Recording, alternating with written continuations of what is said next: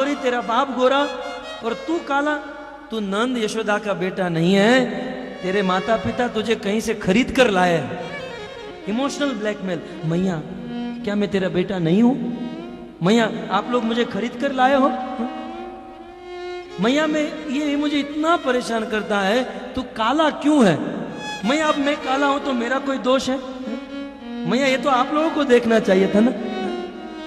कृष्ण को बार बार कहते थे, चाहे बलराम हो, उनके सखा हो, या बरसाना की गोपियां हो, कृष्ण के लिए उनका एक ही प्रश्न था, तो इतना बता दे काना तेरा रंग काला क्यों?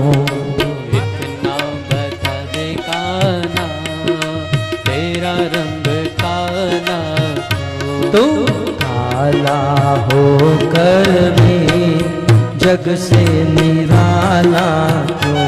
तू काला होकर भी जग से निराला क्यों? जब गोपियां कहती थी कृष्ण तू काला क्यों है, तब कृष्ण अनेकों बहाने बनाते थे।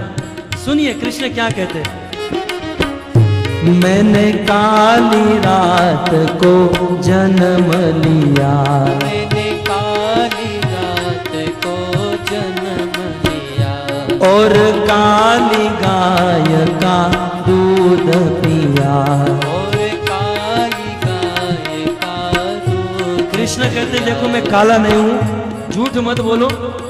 ये तो क्या है, मैं काली रात को 12 बजे जन्म लिया ना, और क्या करूं, मेरी माँ मुझे काली गाय का दूध पिलाती है, फिर भी मैं काला नहीं हूं।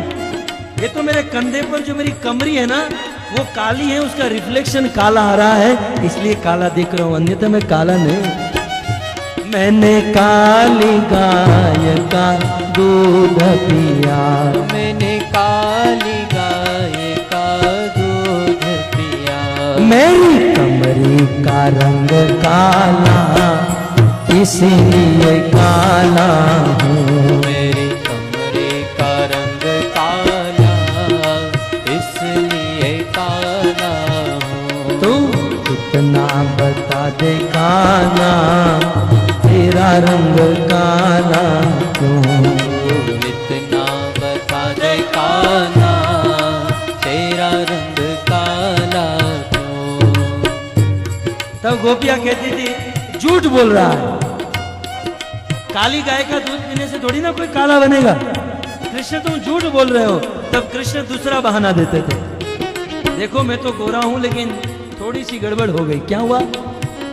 मैं काली दाह में कूद पड़ो, मैं काली दाह में कूद पड़ो, मैं काली दाह में कूद पड़ो, मैं काली दाह में कूद पड़ो, और काली नाग को नाथ लियो। और काली नाग को नाथ लियो। देखिए मैं काला नहीं हुए तो थोड़े दिन के लिए काला हो गया। हुआ क्या था, यमुना में काली नाग था, रोज ये काली काली यमुना में स्नान करता हूँ, और कालिय नाग का मैंने दमन किया और कालिय के फैन पर नृत्य किया, इसलिए थोड़ा सा शेड आ गया कुछ दिन के लिए, बाकी तो मैं गोरा हूं। और काली नाग को नाथ लियो, और काली नाग को नाथ लियो। मैं फण फण पे नृत्य कियो इसीलिए काला हूँ। मैं फन फन पे नृत्य कियो इसलिए काला हूँ। इतना कहने के बाद भी गोपियां कहती तू झूठा है, ऐसे कैसे कोई काला हो जाएगा। तब कृष्ण को क्रोध आ जाता था और कहता था मैं काला नहीं, तू काली, तेरी मटकी काली, तेरा मन काला, तेरा सब कुछ काला। तेरी गोरस मटकी काली है, तेरी गोरस मटकी काली है, तेरी गोरस मटकी काली है, तेरी गोरस मटकी काली है, और तू यति मन की काली है, और तू अति मन की काली है, और तू यति मन की काली है, और तू अति मन की काली है। तेरी चुनरी का रंग काला इसलिए काला हूँ। तेरी चुनरी का रंग मैं काला नहीं हूँ, तेरी चुनरी काली है।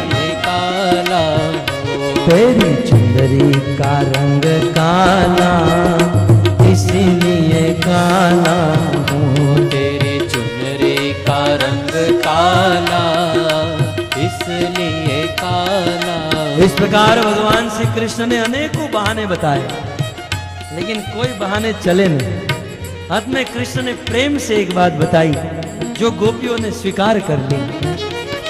अद्भुत बात, जरा हृदय को छू गई। कृष्ण कहते हैं देखो मैं काला नहीं हूं, चाहे तुम लोग अपनी आंखों में काला काजल लगा कर आती हो। एक तो इतना इतना काजल लगा कर आती हो कि आंखों में काजल के अलावा कुछ नहीं दिखता है, और फिर घंटों भर तक मुझे देखती रहती हो। घंटों भर तक तुम अपनी आंखों में मुझे बसाती हो, और फिर जब मुझे छोड़ती हो तो तुम्हारी काजल का रंग मेरे शरीर पर लग गया, इसलिए काला।